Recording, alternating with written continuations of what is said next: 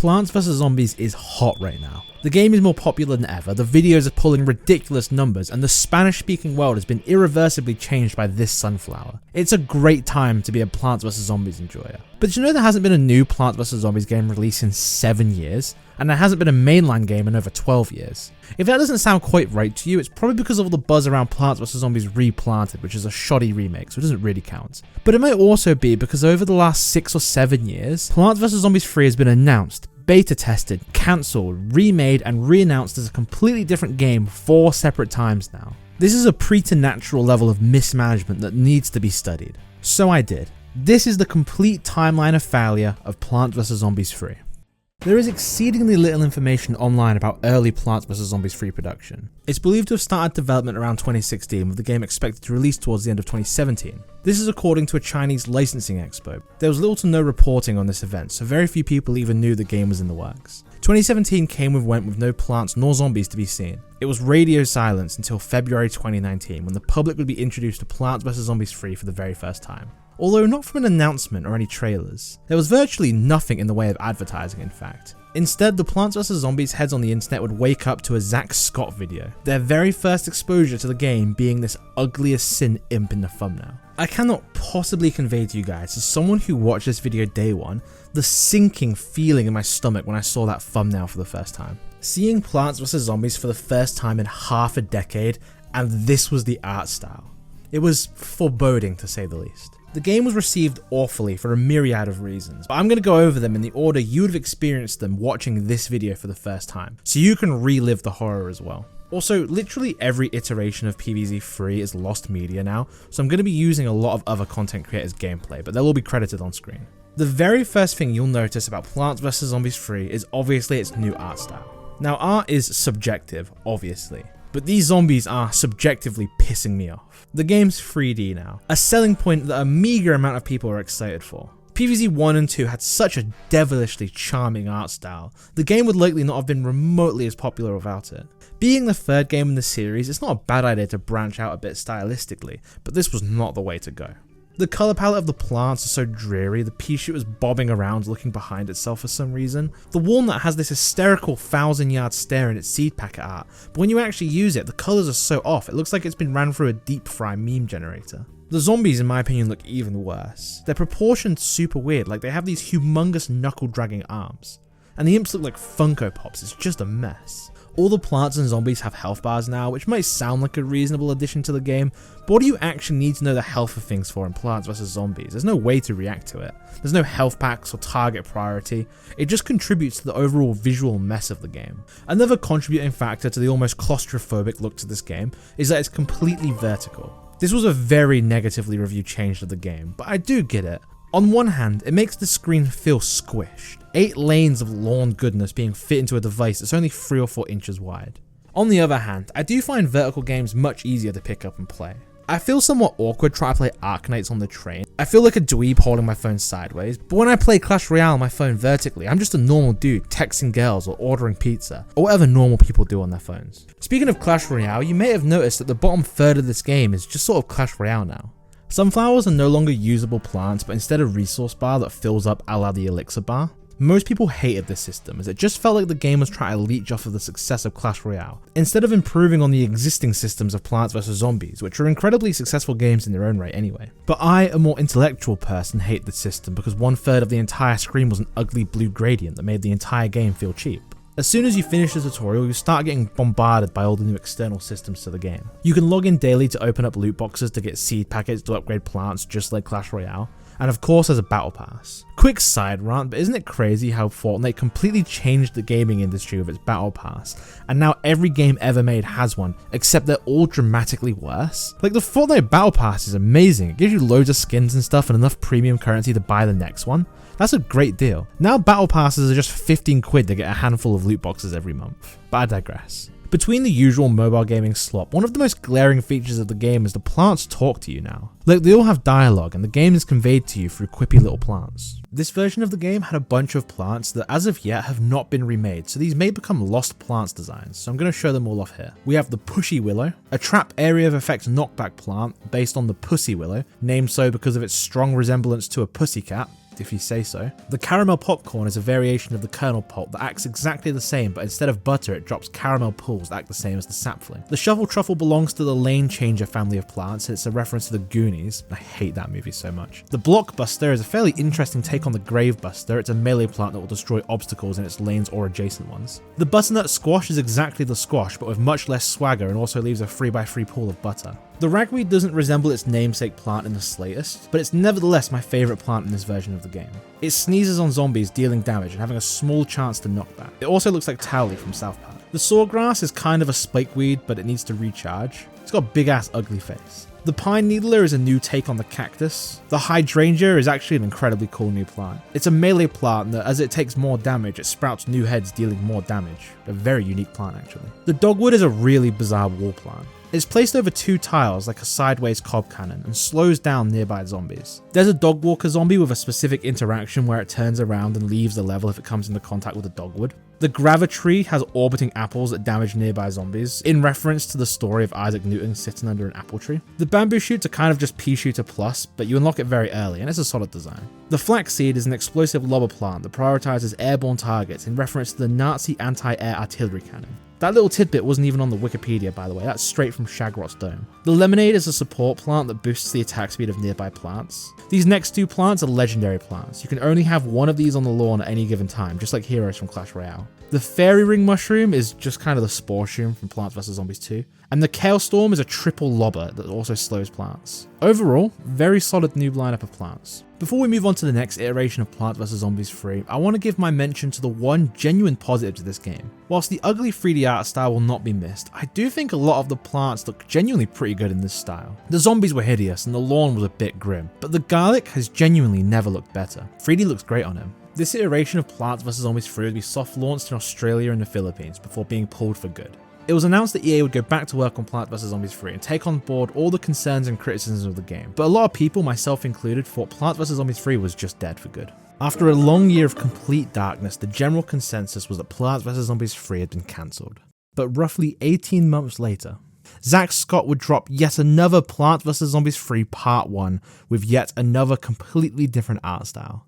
This time around, the game was actually advertised elsewhere, but I think Zackscott Games Uploads is a much more fun frame of reference, so we're going to keep going with that. Once again, the very first thing that will strike you is the art style. Now, I do believe the game is still 3D here, but with a brand new art style that not only looks 2D, but I think it's so charming it even works as a 3D game. The problem with the first version wasn't necessarily that the game was 3D, it was just such a jarring change. This still radiates the Plants vs Zombies charm while still being something completely new. This new art style wasn't universally loved. There were plenty of comments expressing they'd rather have the original style back, but I personally just really love the look of this game. The other big change is that the game is horizontal again, and this just gives the game so much more room to breathe. If you look at them side to side, you can really see how the first version felt almost claustrophobic. Now, while the general theme of this video is the failure of Plants vs Zombies 3 development, I think it's important to acknowledge that PopCap really did go out their way and change what people didn't like. I've seen countless games released to backlash and then promise change without ever delivering, but PopCap went the extra mile, just perhaps a mile in the wrong direction. Sunflowers are back, now they drop sun in intervals of 1, which is interesting.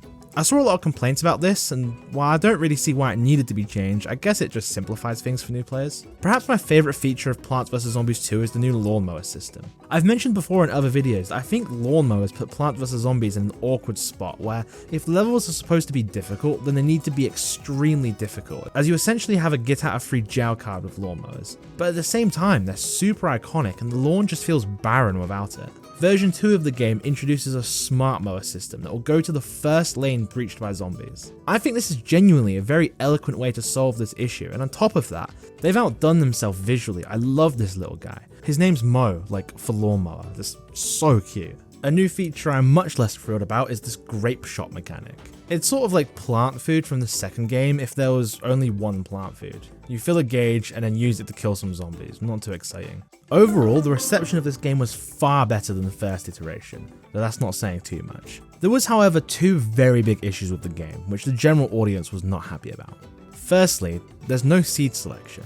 You don't get to pick your plants. You start each level with a selection of plants that's given to you and that's it. This took away all self-expression from the game, which is just a massive oversight. If you take away all discussion of what plants are strong and what plants are weak, what plants your favourite and what plants your least favourite from the Plants vs Zombies community, what are you even left with? This issue was compounded by the fact there really wasn't that many plants to begin with, so every level felt basically the same with very little variance, though this was only a beta, so this will probably be fixed with time. Secondly, and perhaps even more damning, this game was just mad boring. You jump into the game, open up a level with no choice of plants, beat it in a few minutes, and then it's straight onto the next level. Absolutely nothing in between except for this weird grower sunflower mechanic, which, as far as I can tell, was just a static PNG that was time gated to shit anyway. There was variance in the map design, and they do look fantastic. I especially love the campsite, but it did little to keep the game from feeling like a samey slog. Now, full disclosure, I didn't actually get to play this beta as I'm not a member of the Filipino master race. But these levels look fairly challenging to beat, but not due to any interesting mechanics. I couldn't actually find any zombie mechanics in this game, but because there's just a lot of zombies and they're very bulky. A default zombie takes 14 Ps to kill. That's rough. Unless of course you want to spill some coin and get a cherry bomb. They're not even a plant anymore, they're just a feature. Version 2 would get taken down for almost a full year before coming back with a large content update. The gameplay was much the same, just more levels, but now there's a story in between the levels, which is a very welcome addition. The game now features Patrice, and man, this game really wants to get you excited about Patrice. She was all over the key art and promotion for this game.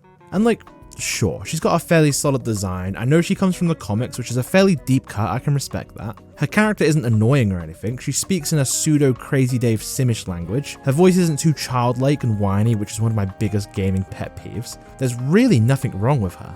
But man, who cares? It really feels like they want Patrice to be a sort of mascot for this game. But you've got Peak sitting right there next to her. She's not a plant, nor zombie, so I just find it hard to care about her inclusion. Which is fine, she's not exactly core to the gameplay, but it's just so peculiar that she's just so pushed here. If Wikipedia is to be believed, which is a big ask I know, then Patrice was in the very first pitch for Plants vs Zombies 3 before the game had even begun development. It's just odd to me. From the start of the version 1 beta onwards, it was painfully clear that Plants vs Zombies 3 wants to be as cash grabby as possible. And version 2 goes about this in one of the most offensive ways I've ever seen. Like, we all know these games are just a means to get kids addicted to gambling on loot box, and for some reason we're all fine with that. But this game has some of the saddest loot box drops I've ever seen. Version 2 has a life system where once you've lost a level X amount of times, you can't play until you've waited X amount of hours. But don't worry, because if you're lucky and you crack open these lunchboxes, you can win 30 minutes of unlimited play. 30 minutes of uninterrupted Plants vs Zombies 3. What a sad joke.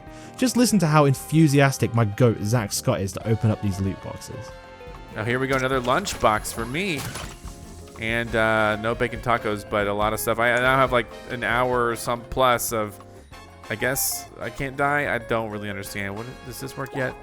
Tomorrow.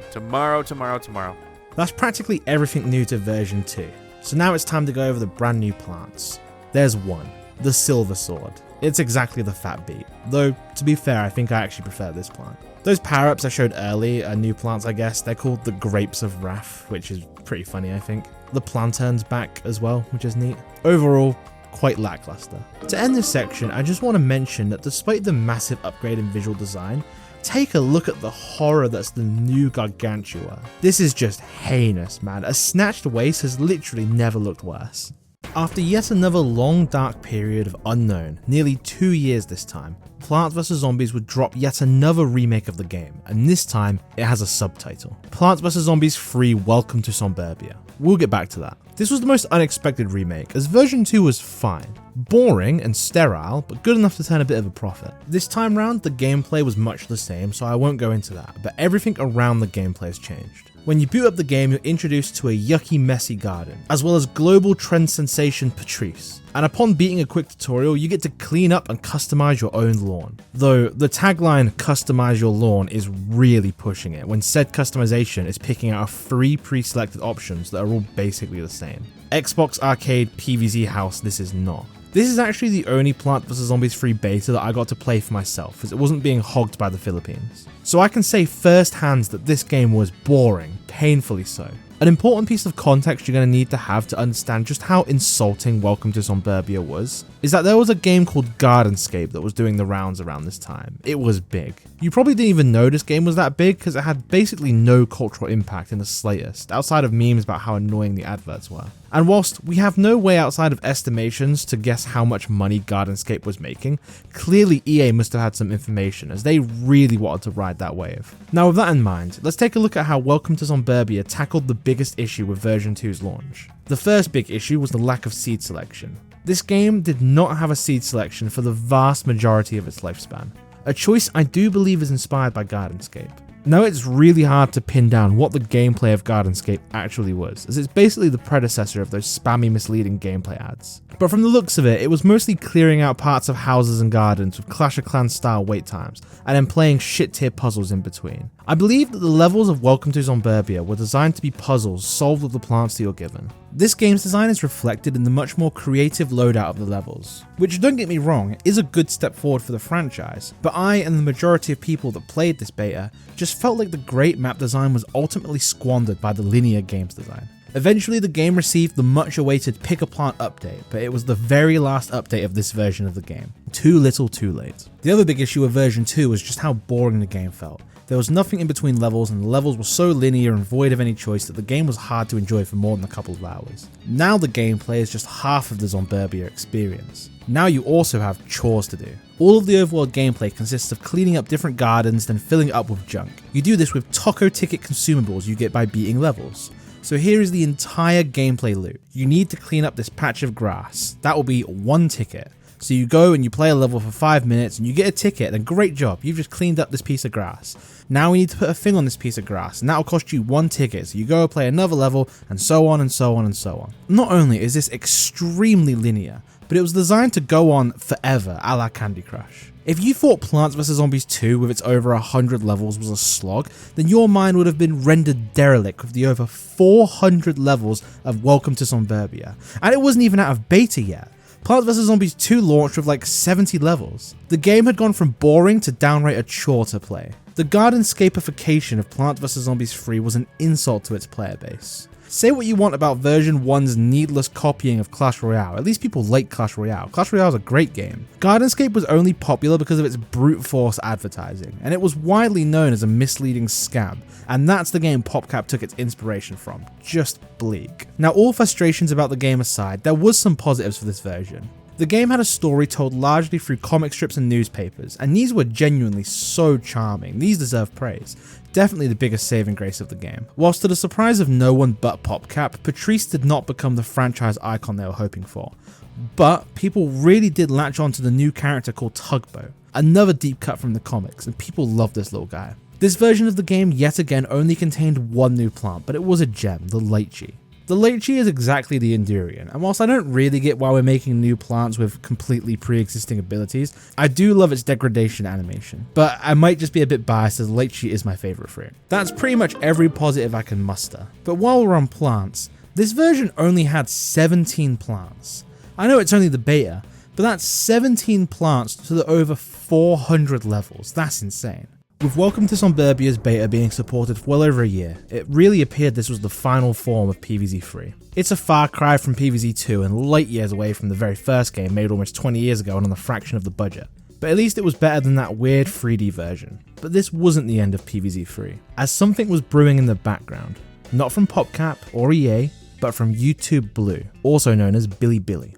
This next part isn't directly related to PVZ 3, but it is very important context. See, if you thought Plants vs Zombies had a fanatical community on YouTube, Bilibili's PVZ community is even more obsessed with the game. And in this online community lies a small group of developers who created a fan game, Plants vs Zombies Fusion. This is a remarkable project for such a small set of developers, and it set the English Plants vs Zombies scene ablaze. Absolutely everyone was making videos about this project. Well, except me, because I'm always late to the content party. The game started development in 2024, presumably hot off the heels of Pokemon Fusion, an equally large scale and beloved fan project. PVZ Fusion, as the name suggests, lets you fuse plants into truly unbelievable amounts of combinations. This game looks like absolute insanity. I'll make a separate video going over PVZ Fusion just in time for everyone to have lost interest in it, but all you need to know is this game pulled views, an unbelievable amount, especially in the short form realm, and PopCap saw this. As one day, to the internet's complete surprise, PVZ 3 is back, and this time with a new subtitle, Plants vs Zombies 3 Evolved. This brand new iteration of Plants vs Zombies 3 has an innovative new mechanic that actually lets you fuse or evolve plants together to make brand new plants. And let's get this out the way now. Plants vs Zombies 3 has attempted to leech off the success of other games every step of the way. Its almost incessant need to follow trends has led to the game having 4 separate versions ripping off 4 separate games. But I do suppose Plants vs Zombies Fusion is kind of fair game, as it is a Plants vs Zombies fan game. And without a doubt, this is the most enjoyable iteration of Plants vs Zombies 3 by far, but it does sort of cheapen the image of the game. Honest to God, we are so lucky those side-by-side blue guy shooting adverts didn't come out a smidge earlier, or we'd probably have a PVZ game in that style. Plants vs Zombies 3 was initially met by a huge amount of support, with loads of videos and Reddit posts declaring this the peak of Plants vs Zombies 3. People loved the new merge mechanic and felt that this was a very good place for Plants vs Zombies 3 to be heading, but very soon cracks began to show. The things people loved about Plants vs Zombies Fusion was just how free-flowing it was. You could just pick your favorite 8 or 9 plants and keep combining them in different and separate ways, creating genuinely unhinged creations. Plants vs Zombies 3 Evolved takes the merge system into a far more regimented direction. Plants can merge with themselves or one other base plant, and after that it's mostly just merging the same 2 plants together. There's a couple of exceptions to this, but for the most part it's far more linear. However, this isn't inherently an issue. A more structured system is far easier for a casual newbie to pick up and play on one Wait, who the fuck is that? So for some reason, Plants vs Zombies 3 Evolved now has a character creator. It's shit. The art style, which is so jarringly not the art style of the rest of the game, is so reminiscent of early education learning resources. It's making me sick. There's something so menacing about the way your character just stands there. The game now has a full overworld, which is very reminiscent of older Facebook games, especially in which the way the public leaderboard has been implemented. There's a fair amount of things to do here, which in a way is kind of a shame because this is just so hard to look at. PVZ's long-time trend of de-innovating on the Zen Gardens continued with a new weakest version of it. You just have a couple of pots to try and get seed packets with. It's time-gated to shit, and you get the seed packets in sets of 2, opposed to the battle pass that gives you them in bursts of 100. But of course, we can somewhat kind of not really bypass the time gate with the iconic Zen Garden Bee, who now has his own minigames. Is this the Plants vs Zombies experience you've been wanting, dear viewer? Every minigame added to Plants vs Zombies over the last 15 years makes me miss the slot machine even more. There's other smaller complaints with the game as well. There's no shovel, which means you can accidentally merge yourself into a corner with no way out. And the difficult levels are only difficult due to the sheer girth of the zombies, no creative problem solving at all. Though admittedly, that's not exactly a new issue to Plants vs Zombies. So that's the bad and the heinously ugly. So what's the good? Well, to be blunt, there's one major thing going for this game: the plants. Now that sounds like a huge diss at the game, but it does do plants very well, and plants are half the equation in a Plants vs Zombies game. So without further ado, here is every single plant in Plants vs Zombies Fusion, including existing plants since we need to know what we're going to be merging. To start with the base plants, we have the pea shooter, sunflower, walnut, potato mine, cabbage pulp, tangle kelp, which can now be planted on land as well, iceberg lettuce, umbrella leaf, spikeweed, and some surprise new entries, the zap tail and bok choy.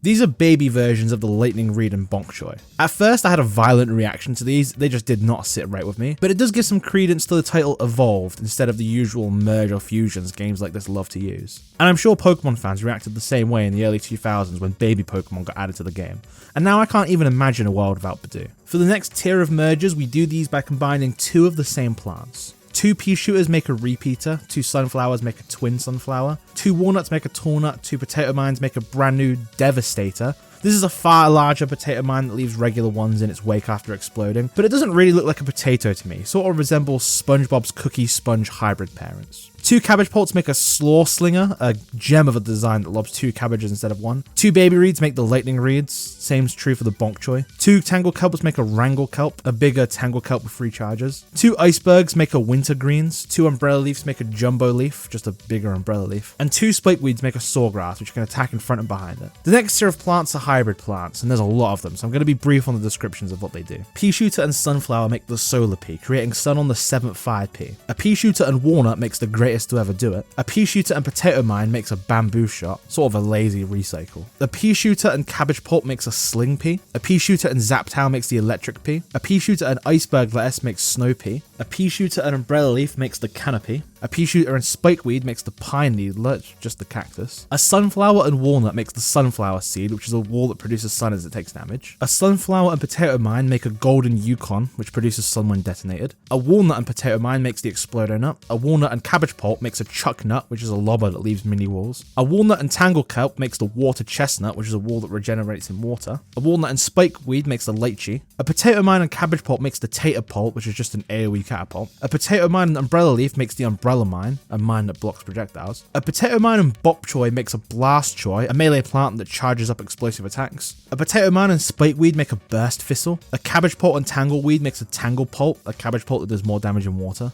Cabbage pulp and iceberg lettuce make cold slaw. A tangle kelp and spikeweed makes prickleweed, which is spikeweed that works better in water. A bok choy and zaptow make the buzz choy, which is a strong contender for worst attack animation in the franchise. I get what they're going for, but man, it does not work at all. Iceberg and spikeweed make the iceweed, and a bok choy and spikeweed makes speargrass. Got all of that? Great, we're like halfway done.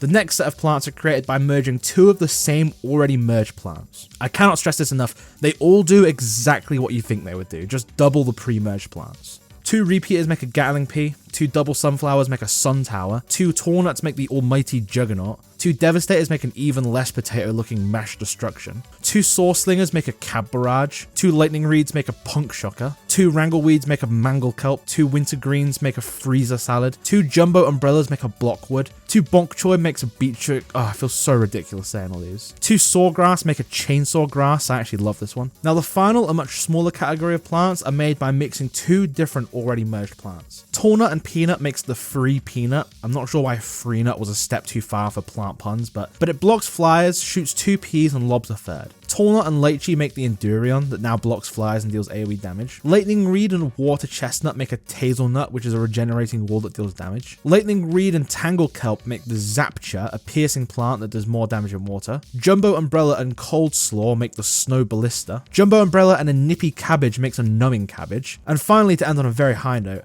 jumbo umbrella and iceweed make the snow conifer, a piercing melee plant that fires projectiles when it blocks a ranged attack. That was a lot of plants, and I'm left with 2 thoughts. Firstly, there is no way I needed to read them all out for this video, but more importantly, I'm a little split on these plants. There's a lot of them, more than all other versions of PVZ 3 combined, which is great, and they're high quality designs.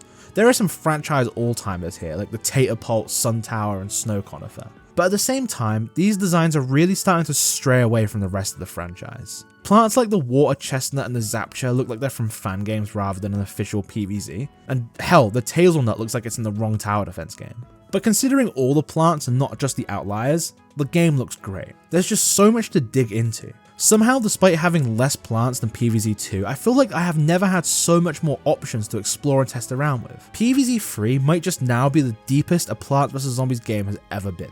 Except I left out one small detail that completely undermines just how fun all of this looks. The unlock and leveling system. It makes sense that you don't start with all the plants in this game unlocked. You need that feeling of progression. But not only do you need to unlock all of the base plants, you need to unlock every single combination of plants you can make. There's no randomly combining plants to make new fun creations. You have to unlock the mergers and already know what you're making beforehand. Does that sound like it completely hampers the play experience? It gets worse. Not only do you need to unlock every single merge, but you also need to level up every single plant and every single merge separately.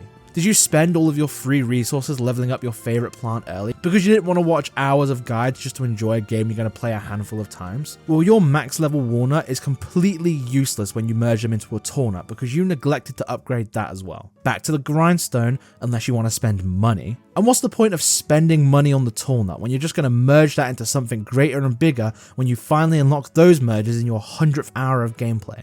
For me at least, this utterly ruins an otherwise fantastic selection of plants. But I think Evolve is here for good now. They've put so much effort into the plants, and I think the public reception was good enough for this to be our PVZ 3. I'm not exactly thrilled. I actually went into making this video pretty positive about the end result, as even though I didn't play the beta, all the thumbnails of the videos looked pretty positive. I had seen most of the plants and I thought they looked fantastic. But the more I dug into this game, the more I could feel myself becoming cynical. Through all the iterations of this game, 2 things have stayed constant. PVZ 3 was always intended to eat up your time. Plants vs Zombies 1 was a complete experience, and whilst Plants vs Zombies 2 had worlds added to the game and still receives new plants fairly frequently, you can pick up and play through all the worlds the game have to offer in the course of a week or so.